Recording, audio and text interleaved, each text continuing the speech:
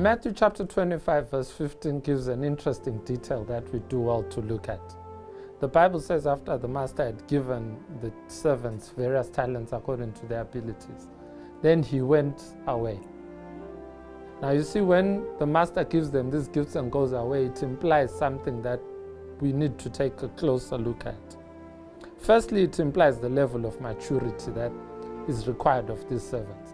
This is not the same as Israel being a baby and carried on eagle's wings in the Old Testament, or Hosea and Israel as a wayward wife. It's not even the same as the parable of the wheat and the tares, where the master is there to hold their hands. When the master goes away, the level of maturity that those exercising trust on behalf of the master need to exercise is way bigger.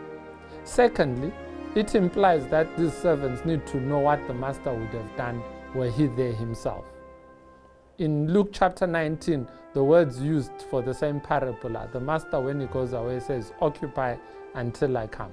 We ought to occupy the space Jesus would have occupied were he here. If there are hungry people to be fed, occupy that space.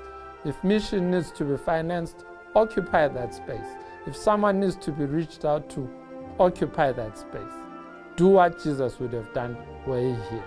And thirdly, and perhaps most interestingly, is the master does not give them instructions as to what to do with these talents.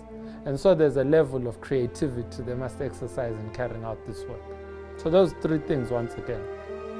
Number one, we need to be mature in this arm of the work. Number two, we need to do what Jesus would have done were he here. And thirdly, we need to be creative while we're doing it. As we go about all our tasks, occupy until he comes. May God bless you.